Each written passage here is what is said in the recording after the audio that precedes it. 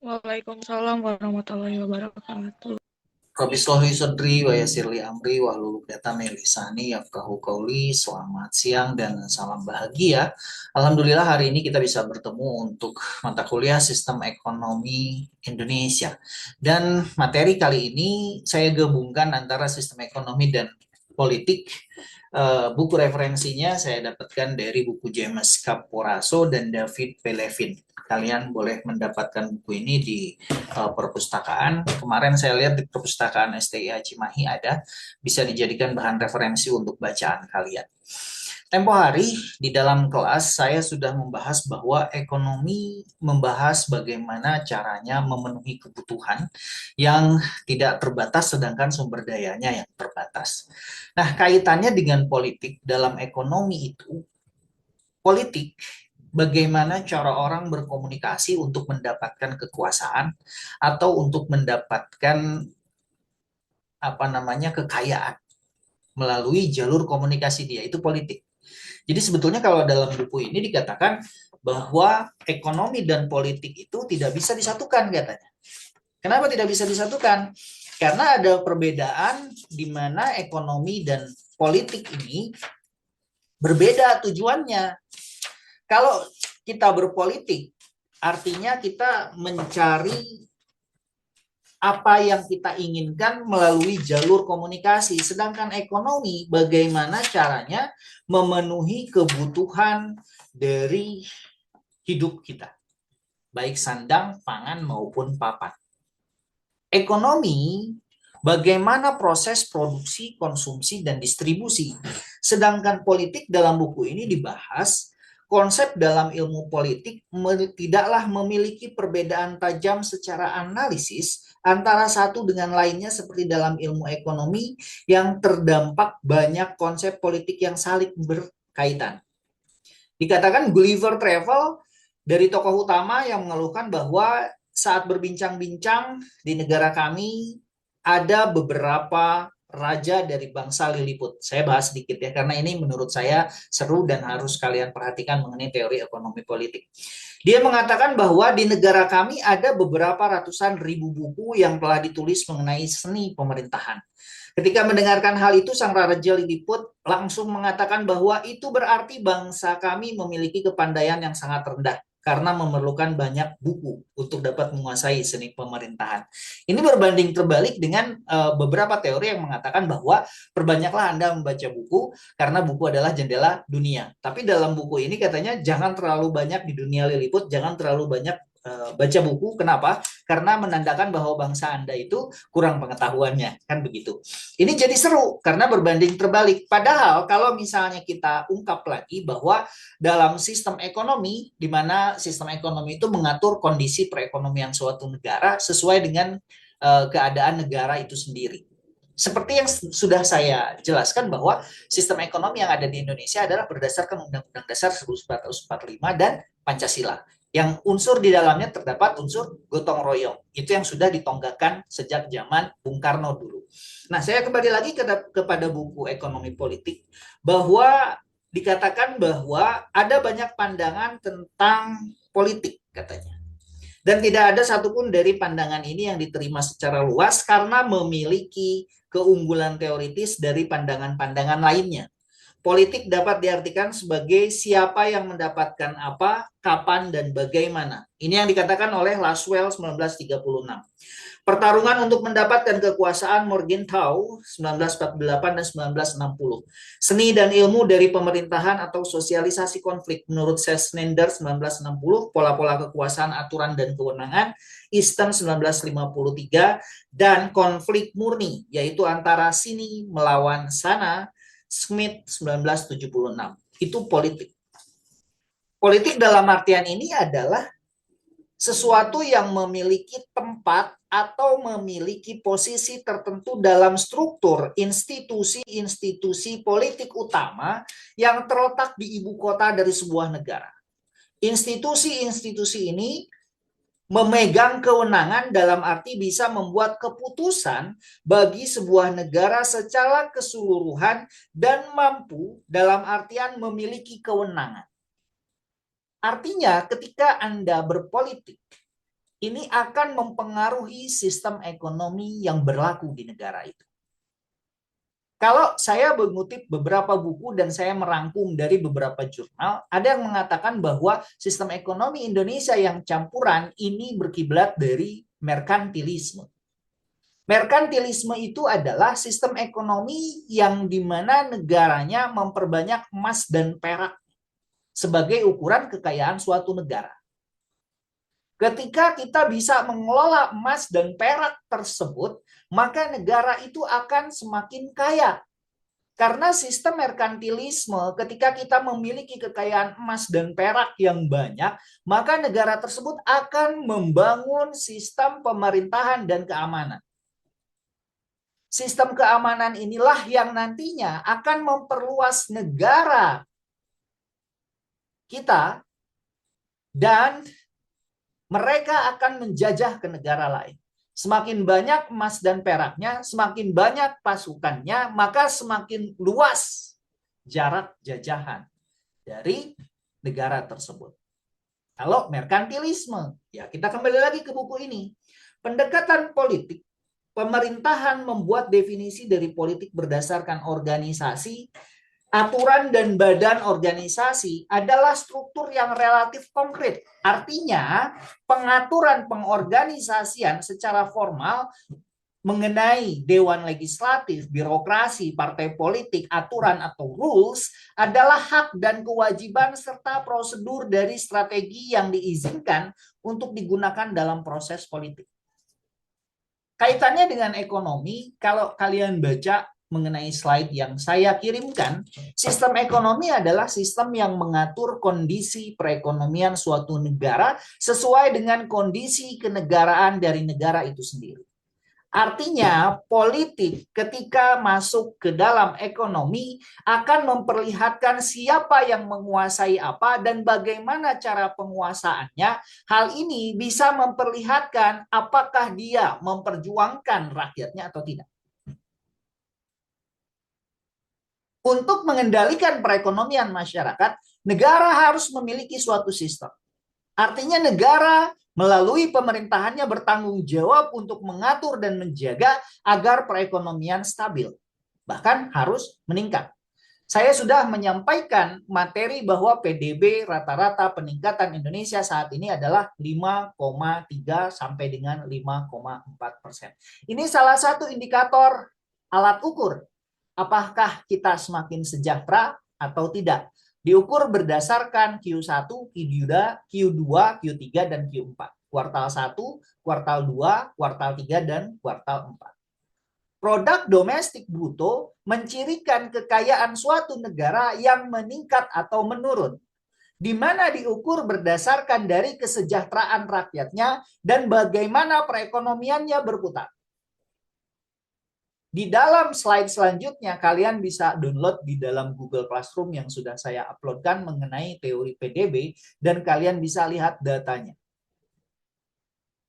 Di bulan-bulan pertama, Januari, Februari, Maret, Q1, Q2, Q3 di tahun 2025 mengalami penurunan, di bulan selanjutnya mengalami peningkatan, dan dirata-ratakan mengalami peningkatan sampai dengan 5,4%.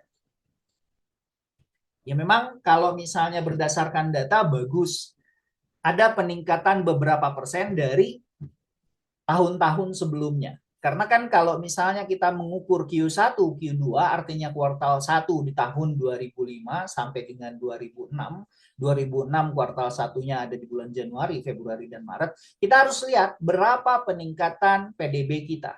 Nah itu akan mengukur kekayaan dari negara Indonesia dan kita bandingkan dengan negara orang lain atau negara ASEAN lainnya. Maka sistem ekonomi suatu negara itu mutlak dipengaruhi oleh politik. Artinya mereka berkesinambungan. Ketika sistem ekonomi Indonesia berdasarkan Undang-Undang 1945, sistem perekonomian yang diterapkan oleh negara Indonesia adalah sistem ekonomi Pancasila yang berdasarkan Undang-Undang 1945 pasal 33 ayat 1, di mana perekonomian Indonesia disusun sebagai usaha bersama berdasarkan atas asas kekeluargaan. Ayat 2, cabang-cabang produksi yang penting bagi negara dan yang menguasai hajat hidup orang banyak dikuasai oleh negara. Ini adalah sistem yang berlaku di Indonesia, di mana perekonomian nasional yang diselenggarakan berdasarkan prinsip-prinsip demokrasi, perekonomian nasional diselenggarakan berdasarkan asas demokrasi dengan prinsip kebersamaan, efisiensi, berkeadilan, dan berkelanjutan. Berwawasan lingkungan kemandirian, serta menjaga keseimbangan kemajuan dan kesatuan ekonomi nasional. Ketentuan lebih lanjut bahwa mengenai pelaksanaan pasal ini diatur dalam undang-undang negara yang tetap mengakui hak milik perorangan yang tidak bertentangan dengan kepentingan publik, di mana masyarakat adalah bagian penting dalam sistem ekonomi dengan kegiatan produksi yang dilakukan, yang dipimpin, dan diawasi oleh masyarakat. Ini kalau demokrasi. Menurut ahli Chester Bernard, bahwa sistem perekonomian yang berlaku di suatu negara itu harus diatur berdasarkan oleh pemerintah. Kalau kita menganggapnya bahwa sistem ekonominya demokrasi. Kan kalau kita kan campuran ya. Sistem Manchester menurut Chester Bernard, sistem adalah satu kesatuan yang terpadu secara holistik, yang di dalamnya terdiri dari masing-masing bagian yang memiliki ciri dan batas tersendiri, dan masing-masing bagian tersebut memiliki keterkaitan yang saling mendukung. Artinya, dalam sistem holistik tersebut, suatu sistem pada dasarnya merupakan organisasi besar yang menjalin berbagai subjek atau objek serta perangkap kelembagaan dalam suatu tatanan tertentu. Subjek atau objek pembentuk sebuah sistem dapat berupa kemasyarakatan, dapat berupa makhluk hidup, benda, alam, atau suatu sistem kehidupan, sistem lingkungan yang dapat berupa barang atau alat, untuk sistem peralatan yang dapat berupa catatan atau kumpulan fakta, dan untuk sistem informasi atau bahkan kombinasi subjek-subjek tertentu. Dari himpunan-himpunan subjek dan objek inilah akhirnya mereka membentuk satu kesatuan. Adanya masyarakat, adanya RT, adanya RW, adanya lurah, adanya camat, sampai suatu negara, ini yang dikatakan sebagai suatu sistem. Dan mereka kalau rusak salah satunya, maka akan rusak semua, dan itu harus satu kesatuan. Ketika orang yang pusat mengatur mengenai hal ini, mereka harus mengatur dari hal yang terkecil. Dari RT-nya, dari RW-nya, sampai lurah, camat, desa, sampai baru ke negara. Kalau salah satu dari sistem itu rusak, maka rusak pula sistemnya. Maka politik berperan di sini memberikan informasi tersebut, mengkomunikasikan bagaimana dari tingkat bawah sampai dengan tingkat atas. Himpunan subjek atau objek menjadi satu sistem jika lengkap dengan perangkap kelembagaannya yang mengatur dan menjalin tentang bagaimana subjek atau objek yang ada dapat bekerja, berhubungan, dan berjalan atau dijalankan. Kalau saya kecilkan, anggaplah negara kita ini suatu organisasi yang terdiri dari ayah, ibu, anak, satu anak, dua anak, tiga anak misalnya. Ketiga orang anak ini, mereka harus mengikuti sistem yang dibuat oleh orang tuanya. Yang membuat sistem, anggaplah ayahnya, bahwa dia di kantor pusat. Ayah di kantor pusat ini harus terintegrasi dengan ibunya. Ibu terintegrasi dengan anaknya. Anak satu, anak dua, anak tiga. Walaupun mereka memiliki perbedaan, misalnya ada yang laki-laki, ada yang perempuan berdasarkan gendernya, kemudian ada juga yang memiliki pengetahuan yang lebih banyak dan lebih sedikit. Tetapi kalau misalnya disatukan, ini dikatakan sebagai suatu negara. Nah, sistem itu harus berjalan sesuai dengan satu-satu kesatuan komandonya. Ayahnya harus mengintegrasikan informasi kepada ibunya. Ibunya mengintegrasikan kepada anaknya. Baru sistem itu bisa berjalan. Dan ini mencakup di dalamnya adalah aturan-aturan. Kalau di negara kita bisa berdasarkan dengan Undang-Undang Dasar 1945 dan hukum yang berlaku di masyarakat. Kita lanjut lagi. Aturan-aturan adalah rules di mana ini akan menjadi suatu pendekatan politik pemerintahan untuk membuat suatu organisasi itu dapat berjalan sesuai dengan keinginan dan cita-cita dari yang memimpinnya. Berdasarkan penelitian bidang pemerintahan di Amerika Serikat, dikatakan bahwa Charles Heinemann dalam bukunya The Study of Politics, titik pusat perhatian dalam ilmu politik Amerika Serikat, bagian dari urusan pemerintah yang berpusat pada pemerintahan dan khususnya pada bagian tertentu di pemerintahan yang bertindak lewat pemberlakuan hukum tahun 1959 halaman 26 sampai dengan 27 menurut Eckstein, di mana dia berusaha untuk membedakan antara negara dengan politik dan formal legal sebagian bagian integral dan negara. Dikatakan formal legal karena penelitian terhadap pemerintahan memiliki hubungan erat dengan pengorganisasian secara formal. Artinya hukum yang berlaku dan juga tatanan perekonomian pemerintahan tidak memandang bahwa fenomena di luar pemerintahan tidak memiliki relevansi politik.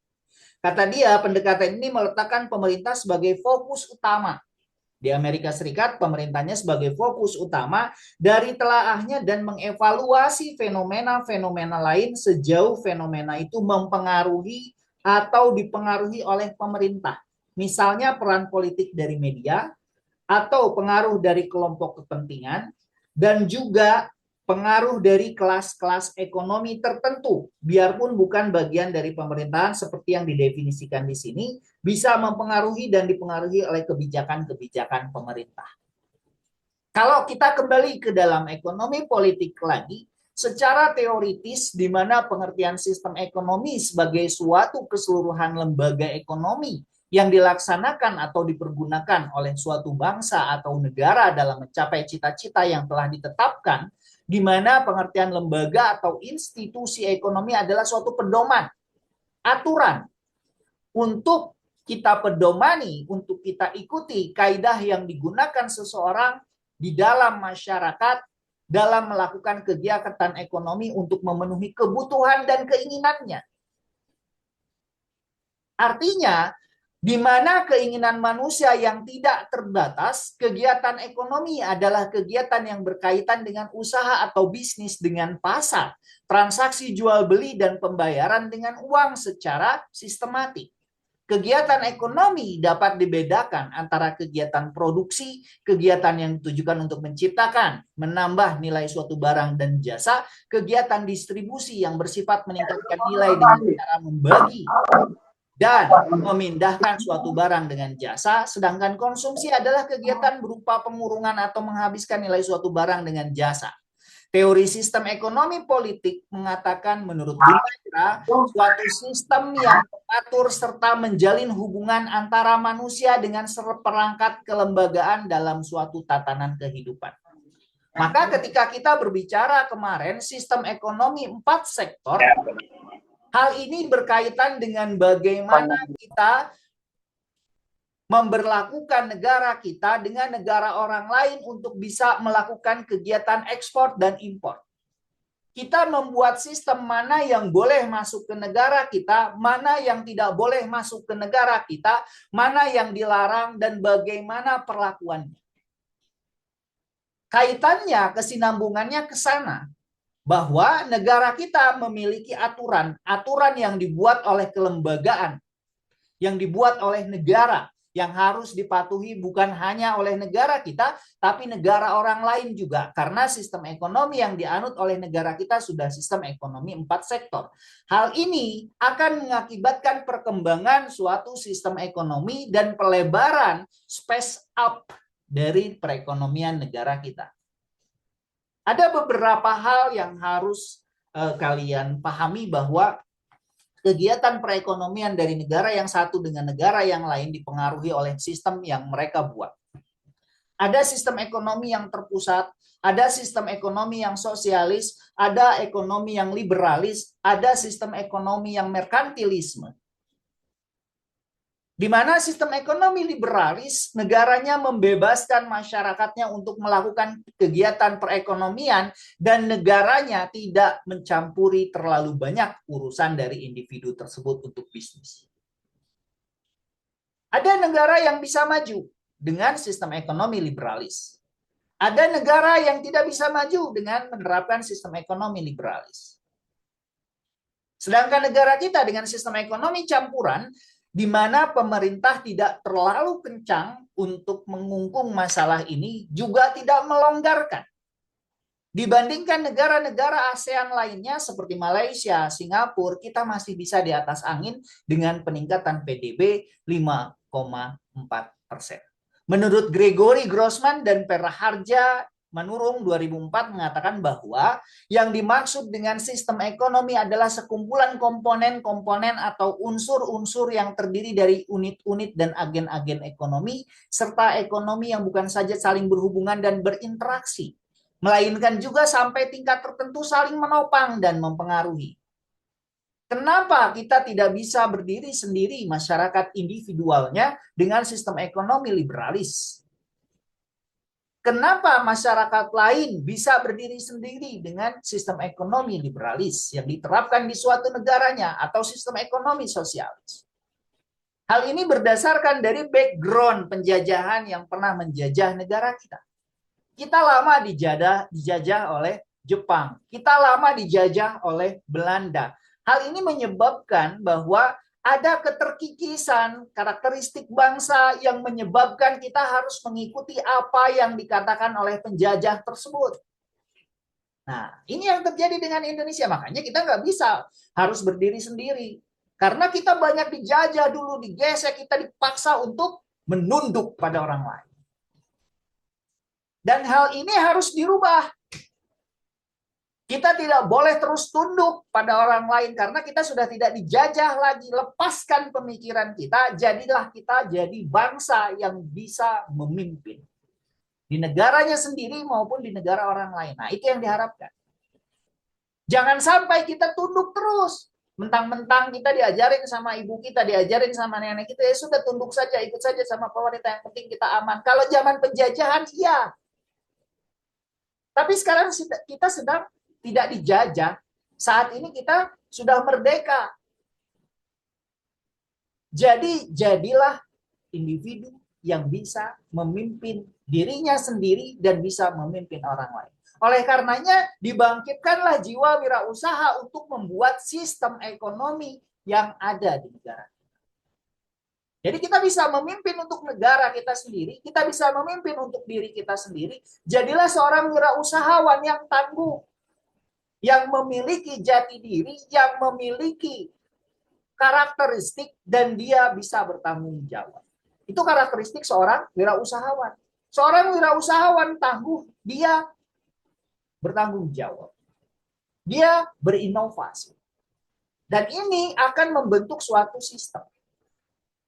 Dalam sistem politik, kita mengenal, dikatakan sebagai sistem politik ini adalah kumpulan atau keseluruhan berbagai kegiatan dalam negara Indonesia atau keseluruhan berbagai kegiatan dalam negara yang berkaitan dengan kepentingan umum termasuk proses penentuan tujuan. Upaya-upaya mewujudkan tujuan, pengambilan keputusan, seleksi dan penyusunan skala prioritasnya, politik adalah lembaga negara yang di dalamnya terdapat konstitusi termasuk fungsi legislatif, eksekutif, dan yudikatif. Dalam penyusunan keputusan-keputusan kebijakan, diperlukan adanya kekuatan yang seimbang dan terjalinnya kerjasama yang baik antara infrastruktur politik hingga memudahkan terwujudnya cita-cita dan tujuan masyarakat atau negara. Ekonomi dan politik bergandengan tangan, saling berkesinambungan, dan mereka saling bergandengan tangan dengan sistem ekonomi politik yang negara yang bersangkutan. Ini menjadi entitas yang tidak bisa dipisahkan. Artinya satu sama lain saling mempengaruhi dan memiliki dinamika hubungan politik, dinamika hubungan kehidupan ekonomi. Sebaliknya kehidupan ekonomi berpengaruh terhadap politik, politik berpengaruh terhadap ekonomi. Ini yang dikatakan oleh Pearson dan Tabelloni. Politik kondusif, ekonomi kondusif. Pemahaman yang baik terhadap proses dan mekanisme politik sangat menentukan keberhasilan suatu gagasan ataupun sebuah ideologi ekonomi dalam menciptakan sistem. Perekonomian yang menjadikan nilai value yang dibawa oleh gagasan atau ideologi tersebut sebagai fondasi utamanya. Kematangan berpolitik suatu negara selalu berhubungan erat dengan kemajuan ekonominya. Kemajuan ekonomi menopang terwujudnya politik yang stabil akan menunjang terwujudnya kehidupan perekonomian yang maju dan menyejahterakan. Oleh karena itu, jika situasi politik kondusif, maka perekonomian dan bisnis secara umum akan berjalan dengan lancar dan kondusif juga. Kalian bisa baca beberapa sumber mengenai teori ekonomi politik dan beberapa ideologi yang berdasarkan dari politik liberalisme dengan rejim pemerintahan yang demokratis. Pada umumnya penganut ideologi ekonomi kapitalis dengan pengelolaan ekonomi yang berdasarkan pada mekanisme pasar, di negara ini penyelenggaraan negaranya bersifat egaliter dan struktur birokrasi desentralisasi. Negara-negara yang berideologi politik komunisme dengan rejim pemerintahan yang otoriter, ideologi ekonominya cenderung sosialisme dengan pengelolaan perekonomian berdasarkan perencanaan terpusat. Di negara ini penyelenggaraan kenegaraannya cenderung bersifat elastis dengan struktur birokrasi yang sentralistis. Kesinambungan sistem ekonomi dan politik merujuk pada keterkaitan erat antara kebijakan ekonomi dan dinamika politik yang saling mempengaruhi. Hubungan ekonomi dan politik kebijakan ekonomi ditentukan oleh politik stabilitas dan dipengaruhi oleh ekonomi. Kebijakan ekonomi dan politik ditentukan oleh pemerintah melalui keputusan politik menetapkan arah pembangunan, regulasi, distribusi sumber daya, stabilitas politik yang dipengaruhi oleh ekonomi, kondisi ekonomi yang baik biasanya mendukung stabilitas politik. Sementara krisis ekonomi sering memicu ketidakpuasan sosial dan perubahan politik. Hal ini kalau misalnya di negara orang lain, nah kalau misalnya kita analisis nih apa yang terjadi dengan Irak. Ketika Amerika Serikat mereka menyerang Irak, hal ini dipicu oleh pimpinan atau kepala negaranya yang mereka menganggap kepala negaranya itu sudah tidak memiliki lagi wibawa. Karena masyarakat di sana sudah masyarakat yang liberal. Individunya sudah bebas, Amerika Serikat. Oleh karenanya negaranya itu, pemimpinnya, mereka mencari perhatian. Karena rakyatnya sudah malas untuk memperhatikan pimpinan, karena pimpinannya sudah tidak lagi memiliki kewibawaan. Kalau menurut hemat saya itu yang terjadi. Kenapa Amerika Serikat sampai mau menyerang Irak? Sampai akhirnya ini mempengaruhi politik yang dilakukan oleh Donald Trump, itu mempengaruhi kondisi ekonomi. Ketika terjadi pembombardiran ke negara Iran, yang dilakukan adalah diboikotnya jalur untuk memasukkan minyak dari negara Iran tersebut ke negara orang lain. Akibatnya apa? Perekonomian dari negara-negara Eropa, negara-negara Asia, sampai sekarang akan harus hati-hati dan mulai mandek. Itu yang terjadi. Dan ini harus kita hati-hatikan. Kita harus mempersiapkan bagaimana kondisi perekonomian apabila terjadi nanti krisis ekonomi secara global. Kalau saya mengambil kata-katanya Bung Karno, persiapkanlah produksi di tempat kita sendiri dengan yang terbaik. Artinya kalau misalnya terjadi krisis ekonomi secara global, yang harus dilakukan di negara kita ini, kita harus menciptakan suatu produk yang bisa kita konsumsi untuk negara kita sendiri pada negara kita sendiri. Jangan kita bergantung pada orang lain. Artinya kita menanam sendiri di rumah, baik itu pakan ikan, sayur-sayuran. Hal ini untuk menjaga apabila terjadi nanti krisis yang berkepanjangan. Nah, kalau hal ini kita lakukan dari satu rumah ke rumah yang lain, maka setiap warga negara Indonesia bisa merasakan keamanan untuk dirinya sendiri atau untuk keluarganya sendiri minimal, sehingga bisa menekan tingkat kriminalitas. Kenapa? Karena kebutuhan standar hidupnya bisa dipenuhi. Kalau tidak, kita bergantung pada orang lain, minyak dan gasnya bergantung pada orang lain, akan terjadi ketimpangan sosial. Bahkan kalau misalnya terjadi lagi nih Perang Dunia Ketiga, seperti yang sudah terlihat dan seperti sekarang saat ini, walaupun pemerintah mengatakan di berbagai media bahwa kita aman sampai dengan 20 hari ke depan. 20 hari ke depan loh amannya. Nah setelah 20 hari ke depan bagaimana? Masih aman atau tidak? Kan begitu. Nah ini yang harus perhatikan. Kenapa politik mempengaruhi? Ya artinya orang yang duduk di atas sana itu yang mengatur perekonomian kita, diatur berdasarkan politik. Dia memenangkan. Dia memenangkan pemilu yang walaupun dipilih oleh rakyatnya, kan begitu ya. Secara politiknya itu adalah salah satu kondisi bahwa kita harus mengetahui bahwa negara kita ini dipimpin oleh orang yang kita sudah mempolitisasi dengan cara melakukan pemilu. Kita memilih wakil rakyat kita dan mereka yang mengatur perekonomian kita sampai dengan saat ini. Sisinya ke sana. Jadi kalau misalnya kalian menganalisis bagaimana kondisi sosial ekonomi dari negara kita yang berdasarkan sistem ekonominya adalah sistem ekonomi campuran, bahwa kita diatur walaupun tidak sepenuhnya oleh pemerintah 50-50 artiannya, bahwa nasib kita ini dilihat, nasib kita ini kita gantungkan pada mereka. Oleh karenanya ketika kita berpolitik, kita berpraktik politik, kita harus berhati-hati dan kita harus mengetahui siapa orang yang kita politisasi. Sebetulnya kita mempolitisasi mereka kalau menurut pandangan saya. Kenapa? Karena kan kita akan memilih nih, setelah dipilih kita sebetulnya punya hak untuk memerintahkan mereka melalui MPR dan DPR-nya, lembaga legislasi tertinggi negara.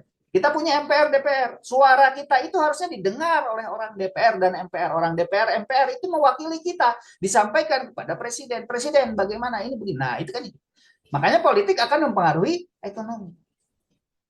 Di dalam buku ini dikatakan bahwa kita dapat mengambil titik awal dari sebuah fakta objektif, di mana tindakan orang yang satu memiliki konsekuensi terhadap orang yang lain. Tindakan kita yang kita lakukan ketika kita berpolitik ini berpengaruh dan berkonsekuensi terhadap orang lain, dan bahwa beberapa dari konsekuensi ini disadari dan kemudian kesadaran tentang adanya dampak mendorong adanya upaya untuk mengendalikan tindakan agar konsekuensi yang dirasa baik bisa dibuat lebih banyak dan konsekuensi yang dirasa tidak baik bisa dikurangi. Maka oleh karena itu kita dapat mengatakan bahwa ada dua jenis konsekuensi, yaitu konsekuensi yang mempengaruhi secara langsung orang-orang yang terlibat di dalam sebuah transaksi dan konsekuensi yang mempengaruhi orang-orang lain yang tidak terlibat dalam transaksi itu. Dari pembedaan ini kita dapat menemukan perbedaan antara mana yang publik, mana yang pribadi.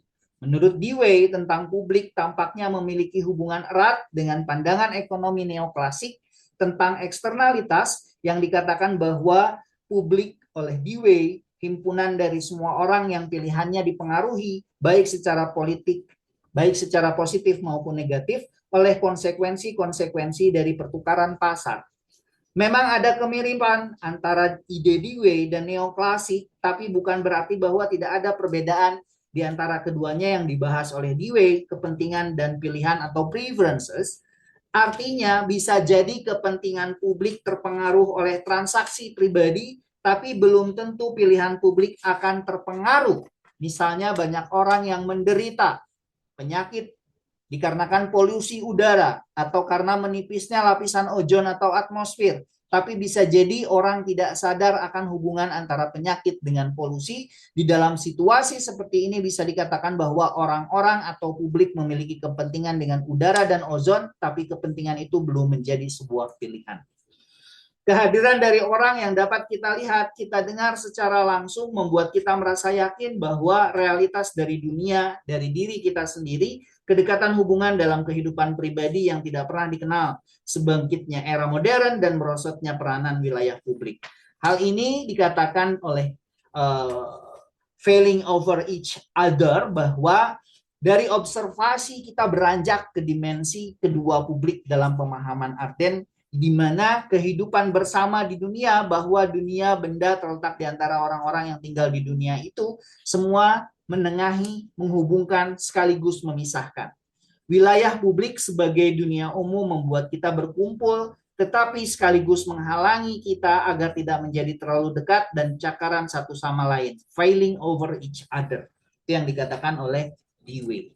Nah, Ketika kita berpikir mengenai politik, itu akan berkesinambungan dan menjaga arah pembangunan ekonomi. Politik bukan berarti stagnasi, melainkan menjaga arah pembangunan tetap konsisten sambil menyesuaikan dari perubahan zaman.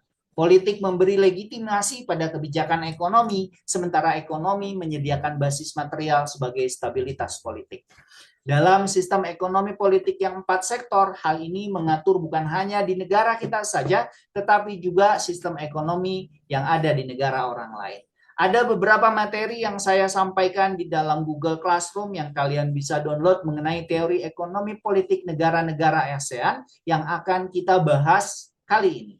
Di mana dalam teori ekonomi politik, ekonomi ASEAN, gambaran sistem ekonomi yang terjadi bahwa Indonesia memiliki PDB terbesar di ASEAN, lebih dari 1 triliun US dollar.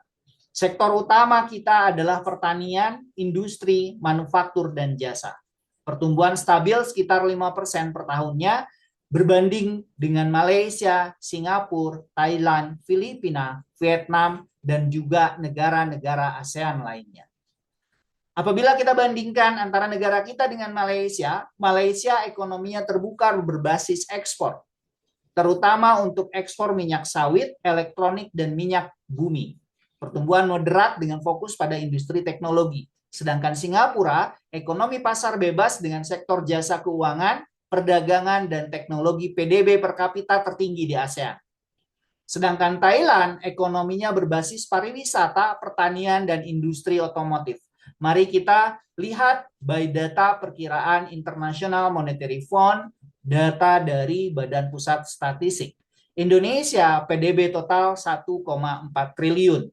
PDB per kapitanya 4,900, kurang lebihnya US dollar. PDB terbesar di ASEAN, pertumbuhan stabil sekitar 5%.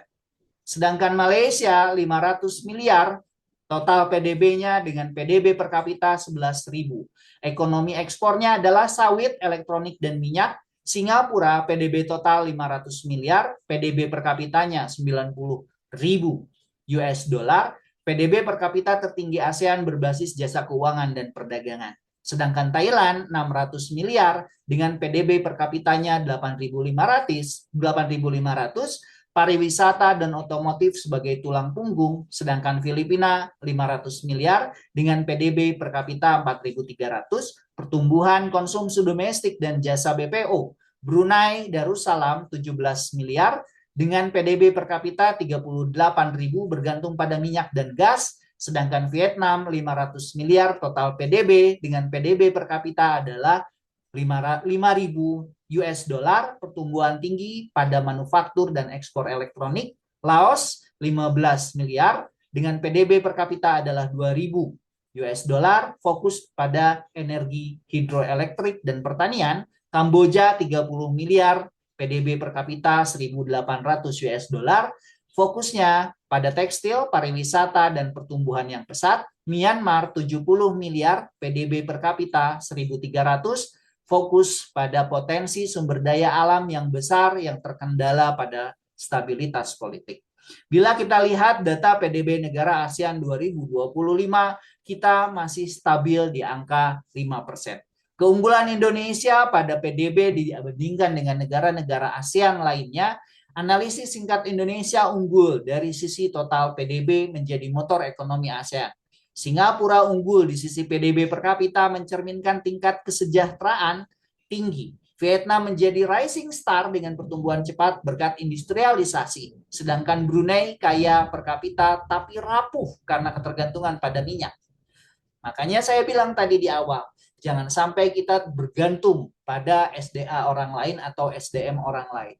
Kalau bisa kita membangun perekonomian dari negara kita sendiri untuk kita sendiri dan untuk dipergunakan untuk kemaslahatan hidup kita sendiri. Supaya kita tidak tergantung pada orang lain seperti yang terjadi pada Brunei Darussalam, rapuh ketika ketergantungan pada minyak. Laos dan Kamboja, Myanmar masih dalam tahap perkembangan dengan PDB relatif kecil. Dari Badan Pusat Statistik menyebutkan pertumbuhan ekonomi Indonesia sebesar 5,12% secara tahunan atau years on years Pada kuartal 2 2025 angka itu lebih tinggi daripada kuartal pertama tahun yang sama, yaitu 4,87%. Artinya kita mengalami peningkatan 1,2%. Begitu pula dengan kuartal 2 2024 sebesar 5,05%. Kita bandingkan negara kita dengan beberapa negara tetangga, di mana negara Indonesia memiliki sistem ekonomi campuran. Kekuatan utama kita pada pertanian, manufaktur, dan jasa. Kita memiliki pertumbuhan PDB 5%. Malaysia dengan sistem ekonomi pasar terbuka dan intervensi, kekuatan utamanya ekspor elektronik, sawit, dan minyak.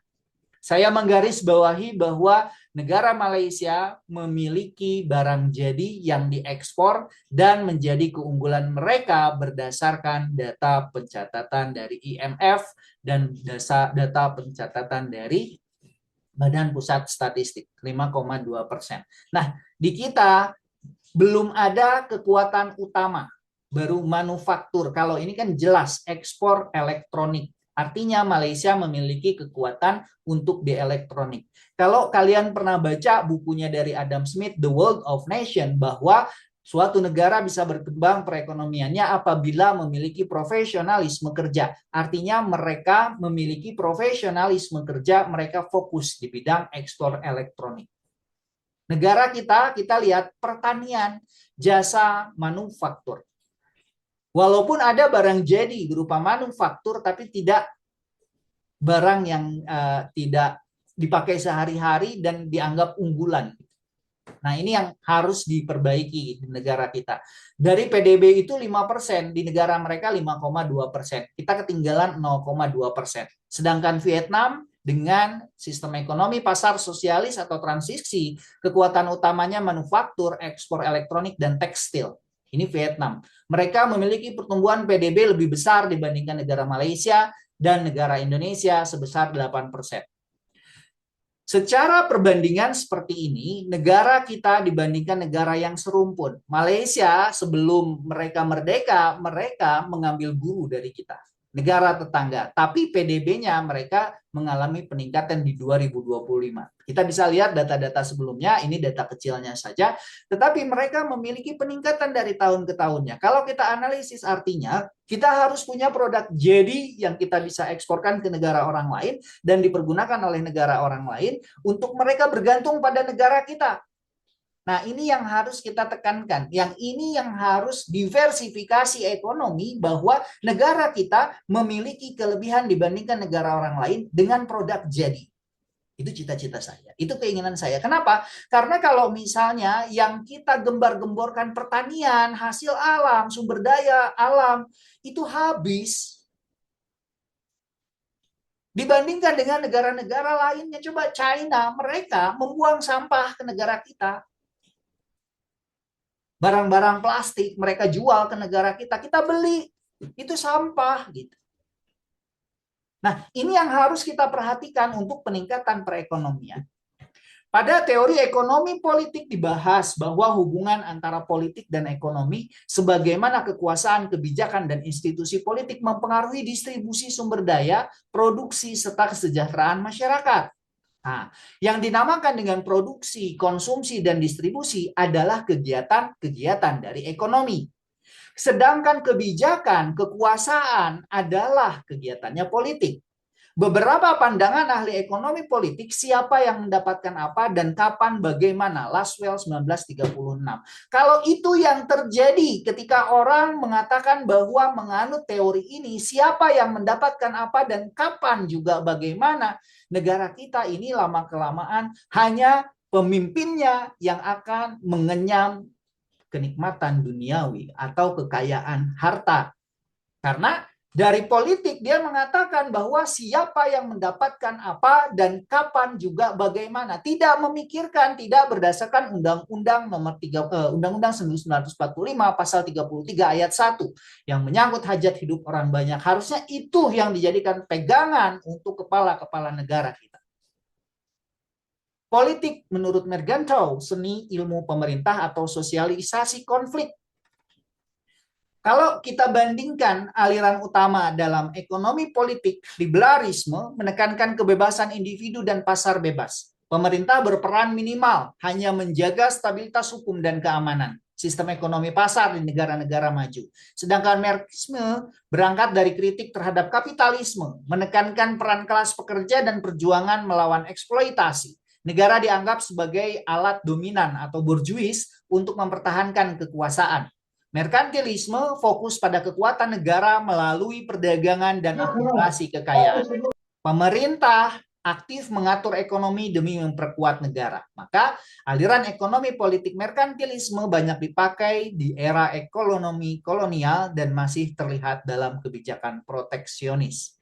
Ekonomi politik institusional menekankan peran institusi, aturan, norma, dan organisasi dalam membentuk perilaku ekonomi. Peran ASEAN dalam menciptakan integrasi ekonomi kawasan. Hubungannya, kebijakan fiskal moneter ditentukan oleh pemerintah, mempengaruhi inflasi, pertumbuhan, dan distribusi pendapatan, di mana globalisasi membuat ekonomi politik semakin kompleks. Keputusan politik dalam suatu negara bisa berdampak pada ekonomi negara lain. ASEAN sendiri merupakan contoh nyata sebagaimana kerjasama politik antar negara membentuk integrasi ekonomi regional. Kita bandingkan teori ekonomi politik dan kita ambil contoh di mana negara yang mereka menganut teori ekonomi politik liberalisme, pasar bebas, peran negara yang minim adalah Singapura. Sedangkan kritik kapitalisme, perjuangan kelas Vietnam, transisi sosialis, Marxisme, negaranya Vietnam, merkantilisme, negara kuat lewat perdagangan dan proteksi, kebijakan proteksi di Indonesia adalah Malaysia dan Indonesia. Kita menganut merkantilisme. Di mana merkantilisme adalah teori ekonomi politik klasik yang berkembang di Eropa pada abad ke-16 hingga ke-18, di mana tujuan utamanya memperkuat kekuasaan dan kekayaan negara melalui perdagangan internasional. Ini yang digembar-gemborkan. Dan prinsip dasarnya, kekayaan negara diukur dari jumlah emas dan perak yang dimiliki. Ekspor harus lebih besar daripada impor, surplus perdagangan. Pemerintah berperan aktif mengatur ekonomi termasuk proteksi industri dalam negeri. Ini yang saya gembar-gemborkan dari tadi, saya bandingkan PDB dari satu negara, dari negara Indonesia dengan Malaysia, negara dengan Vietnam, negara Indonesia dengan Vietnam. Kita harus memiliki suatu produk yang dibeli oleh orang lain. Dan produknya itu bukan dari sumber daya alam yang bisa habis, tetapi sumber daya yang ya seperti China, plastik, benda-benda yang dianggap tidak penting tapi banyak yang beli. Dan bahan dasarnya kita punya banyak melimpah di kita gitu. Kita eksporkan kepada negara lain. Nah, ini yang harus kita betul-betul cari bagaimana agar supaya perekonomian negara kita ini berkembang dan kita bisa menguasai perdagangan dunia. Ciri-ciri dari merkantilisme seperti yang dicatup dalam bukunya bahwa negara sangat dominan dalam mengatur ekonomi, kebijakan proteksionisme, tarif tinggi untuk barang impor, subsidi untuk ekspor, fokus pada akumulasi kekayaan sebagai sumber kekuatan politik dan militer. Negara-negara yang menganut merkantilisme yang sama dengan negara kita adalah Inggris, Spanyol, Prancis di era kolonial menggunakan merkantilisme untuk memperkuat kerajaannya. Di Asia Tenggara, praktik kolonial Belanda, Inggris juga mencerminkan merkantilisme, menguasai perdagangan rempah-rempah demi keuntungan negara itu. Nah, kita menganut dari negara Inggris, Spanyol, dan Prancis. Sedangkan sistem ekonomi politik Marxisme adalah teori ekonomi politik yang dikembangkan oleh Karl Marx dengan Friedrich Engels pada abad ke-19. Teori ini berangkat dari kritik terhadap kapitalisme dan menekankan pentingnya perjuangan kelas dalam sejarah ekonomi dan politik. Inti dari Marxisme, konflik kelas sejarah manusia dipandang sebagai sejarah pertentangan antara kelas yang memiliki alat produksi atau bourgeois dan kelas pekerja proletar. Kapitalisme dipandang sebagai sistem yang eksploitatif di mana buruh menghasilkan nilai lebih atau surplus value yang diambil oleh pemilik modal. Peran negara dianggap sebagai alat kelas dominan untuk mempertahankan kekuasaan dan struktur ekonomi kapitalis. Tujuan akhirnya mewujudkan masyarakat tanpa kelas atau komunisme di mana alat produksi dimiliki bersama dan tidak ada eksploitasi. Ciri-ciri Marxisme menolak sistem pasar bebas yang dianggap menciptakan keadilan menekankan pentingnya revolusi sosial untuk mengubah struktur ekonomi politik, mengutamakan kepemilikan kolektif atas alat produksi. Pengaruh dalam dunia nyata, negara Uni Soviet dan Tiongkok mengadopsi Marxisme sebagai dasar ideologi negara. Meski dengan variasi masing-masing, Vietnam masih menggunakan sistem ekonomi politik sosialis dengan pengaruh kuat Marxisme meski sudah membuka diri pada Marxisme dan mekanisme pasar. Gerakan buruh internasional banyak terinspirasi oleh teori Marxisme ini dan memperjuangkan hak-hak pekerja. Yang terakhir adalah liberalisme. Liberalisme adalah salah satu teori ekonomi politik yang menekankan kebebasan individu dan peran minimal negara dalam kegiatan ekonomi. Inti dari liberalisme, kebebasan individu, setiap orang bebas menentukan aktivitas ekonomi tanpa banyak campur tangan pemerintah. Pasar bebas, mekanisme pasar atau supply and demand dianggap paling efisien dalam mengatur produksi, distribusi, dan harga. Peran negara terbatas pada menjaga keamanan, hukum, dan stabilitas, bukan mengatur detail ekonomi. Negara-negara yang memiliki paham liberalisme memiliki hak milik pribadi yang dilindungi, persaingan bebas, mendorong inovasi dan pertumbuhan, pemerintah tidak banyak melakukan intervensi dan perdagangan industri, kesejahteraan dianggap tercapai bila individu bebas berusaha. Contohnya adalah negara-negara Amerika Serikat dan Eropa Barat, juga Singapura. Mengadopsi sistem ekonomi liberal dengan pasar terbuka, investasi asing, dan kebijakan probisnis, di mana mereka melindungi hak pribadi dan membebaskan persaingan, juga mereka terbatas juga menjaga keamanan hukum dan stabilitas, bukan mengatur detail ekonomi. Karena orang-orang dengan sistem ekonomi liberal dianggap sudah bisa mengatur dirinya sendiri. Di dalam sistem ekonomi yang kita anut, merkantilisme, pada kuartal 1 di tahun 2023, artinya di bulan Desember, Januari, Februari, Maret, memiliki angka 5%, dan pada kuartal kedua meningkat 5,2%, kuartal ketiga menurun 4,90%, dan di kuartal keempat sampai dengan 5, sekian persen. Dan di tahun 2024 kuartal pertama, artinya di bulan Januari, Februari, Maret, kita memiliki PDB sebesar 5,12%, kurang lebihnya ya, karena data di sininya kan 4,90, 5, 5,10, 5,20, 5,30, 5,40. Kalau berdasarkan data PDB persenan per tahun, dengan variasi dari trading ekonomik yang saya dapatkan dari Badan Pusat Statistik Indonesia, kita mengalami peningkatan di tahun 2025 kuartal keempat sebesar 5,4%. Ini yang dijadikan acuan sampai kepada masyarakat, bahwa kita memiliki PDB 5,4%. Produk domestik bruto Indonesia meningkat 5,39% pada kuartal keempat tahun 2025 dibandingkan kuartal yang sama tahun sebelumnya. Tingkat pertumbuhan tahunan PDB di Indonesia rata-rata 4,9% dari tahun 2000 hingga tahun 2025, mencapai titik tertinggi sepanjang masa sebesar 7,16% pada kuartal keempat tahun 2004, dan rekor terendah minus, kita pernah minus 5,32% pada kuartal kedua. Artinya kuartal kedua itu Desember, Januari, Februari, Maret, April, Mei kita pernah minus 5,32 di tahun 2020. Ada kejadian apa di tahun itu, di 2020? Bisa dilihat. Nah, hal ini mempengaruhi bahwa perekonomian suatu negara itu dipengaruhi oleh politik dari sistem yang dibuat oleh masyarakatnya. Oleh karenanya, hati-hati kita berpolitik. Pastikan kita memiliki politik yang sehat, dan pastikan kita mengetahui visi misi dari siapa yang akan menjadi pemimpin negara kita nantinya. Terima kasih pertemuan hari ini. Di jam saya sudah menunjukkan pukul 1.54, artinya sudah berjalan kurang lebih 54 menit, dan waktu kita punya waktu adalah 60 menit untuk 2 SKS, satu SKS-nya adalah 30. Sebelum saya menutup kelas ini, silahkan kalau ada yang ingin ditanyakan.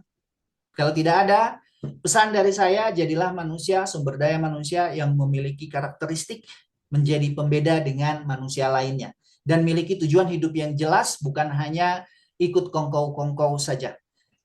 Terima kasih, saya Indra Dermawan. Wabillahi taufiq wal hidayah. Assalamualaikum warahmatullahi wabarakatuh. Selamat siang dan salam bahagia. Sebelum bubar, saya absen dulu.